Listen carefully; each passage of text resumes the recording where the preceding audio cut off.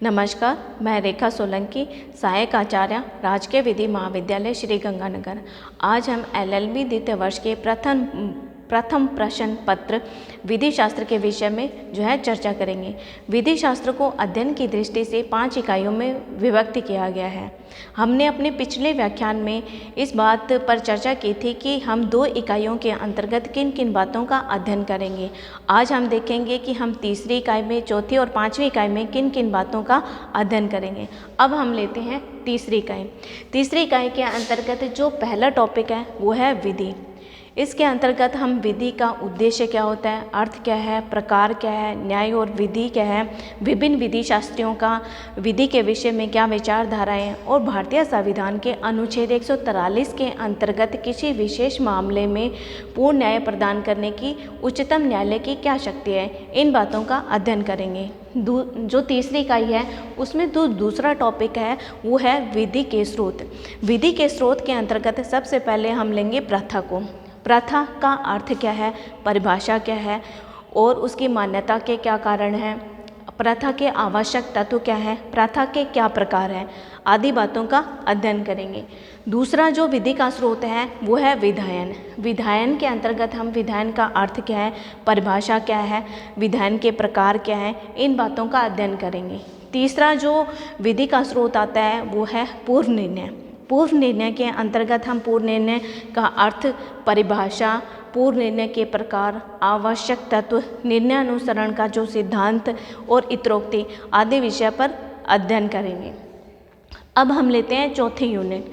चौथी यूनिट के अंतर्गत जो सबसे पहला टॉपिक आता है वो है व्यक्ति। व्यक्ति के अंतर्गत हम ये देखेंगे कि व्यक्ति का क्या अर्थ होता है, उसकी क्या परिभाषा होती है, व्यक्तित्व के कितने प्रकार होते हैं, अजन्मे बच्चे की, मृतक व्यक्ति की, शराबी व्यक्ति की, मूर्ति की, मस्जिद की जो है विधिक स्थिति क्या होती है, इन बातों का अध्ययन करेंगे। साथ ही साथ हम इसके अंतर्गत यह भी देखेंगे कि निगमित व्यक्ति की क्या स्थिति होती है, निगमित व्यक्ति के प्रकार क्या होते हैं, समार्थ निगम और एकल निगम का भी अध्ययन करेंगे। और जो दूसरा टॉपिक आता है वो है कब्जा यानी कि पोजेशन।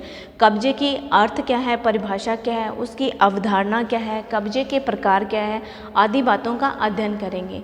तीसरा जो टॉपिक आता है वो होता है स्वामित्व। स्वामित्व का अर्थ क्या है, परिभाषा क्या है, उसकी अवधारणा, प्रकार और कब्जा और स्वामित्व में जो संबंध होता है उन बातों का अध्ययन करेंगे। अब हम लेते हैं 5वीं यूनिट। 5वीं यूनिट के अंतर्गत सबसे पहला जो टॉपिक आता है वो है विधिक अधिकार। विधिक अधिकार के अंतर्गत हम विधिक अधिकारों का अर्थ, परिभाषा, विधिक अधिकारों के प्रकार, कर्तव्य और विधिक अधिकारों का आपस में क्या संबंध होता है, इन बातों का अध्ययन करेंगे। दूसरा जो टॉपिक है वो है हक। हक के अंतर्गत अर्थ, परिभाषा, अवधारणा और प्रकार, इन बातों का अध्ययन करेंगे। तीसरा टॉपिक है वो है संपत्ति। संपत्ति का अर्थ क्या है, परिभाषा क्या है और संपत्ति के प्रकार का भी अध्ययन करेंगे। फोर्थ टॉपिक जो है वो है दायित्व। दायित्व के अंतर्गत दायित्व का अर्थ, परिभाषा और दायित्व को आरोपित करने के लिए आवश्यक शर्तें, दोषपूर्ण कार्य क्या है, damnum sine injuria, injuria sine damnum, आशय, हेतु, विद्वेष और उपेक्षा, कठोर दायित्व, प्रतिनिहित दायित्व आदि बातों का अध्ययन करेंगे। 5वां इसमें टॉपिक है वो है कर्तव्य। कर्तव्य का अर्थ क्या है, परिभाषा क्या है, कर्तव्य के प्रकार क्या है, कर्तव्य और अधिकारों का आपस में क्या संबंध है, इन बातों का अध्ययन करेंगे। आगे जो टॉपिक है वो है प्रक्रिया। प्रक्रिया के अंतर्गत हम ये देखेंगे कि मौलिक विधि क्या होती है और प्रक्रियात्मक विधि क्या होती है। फिर हम देखेंगे कि साक्ष्य। साक्ष्य का अर्थ क्या है, परिभाषा क्या है, प्रकार क्या है, इन बातों का अध्ययन करेंगे। दंड के सिद्धांतों का अध्ययन भी 5वीं इकाई के अंतर्गत करेंगे। न्याय प्रशासन क्या है और मृत्युदंड आदि बातों का अध्ययन हम विधि शास्त्र के अंतर्गत करेंगे। तो इन 5 विधि शास्त्र को इन 5 इकाइयों में बांटा गया अध्ययन की दृष्टि से। विधि शास्त्र का मानव जीवन के लिए बहुत अधिक महत्व होता है, क्योंकि विधि शास्त्र में मानव के दैनिक क्रियाकलापों से संबंधित जो बातें हैं उनका विचार किया जाता है। विधि शास्त्र के अंतर्गत हमारे जीवन में काम आने वाली छोटी छोटी बातों का भी स्पष्टीकरण हमें मिलता है, जो हमें और अधिक व्यवहारिक बनाता है। विधि शास्त्र के अंतर्गत हम प्रथाओं का, विधायन का, पूर्व निर्णय का, अधिकार का, कर्तव्य का, कब्जा, स्वामित्व हक आदि के बारे में भी मार्गदर्शन जो है विधि शास्त्र करता है। विधि शास्त्र में जो तुलनात्मक सिद्धांत हैं वो विधि शास्त्र को और अधिक व्यवहारिक बना देते हैं।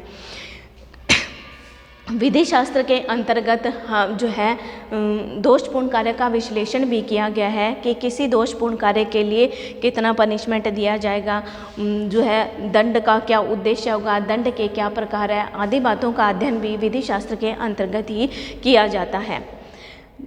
जिस प्रकार आँख के बिना हमारा जीवन अधूरा होता है, उसी प्रकार विधि शास्त्र के बिना मानव विकास भी अधूरा है। धन्यवाद।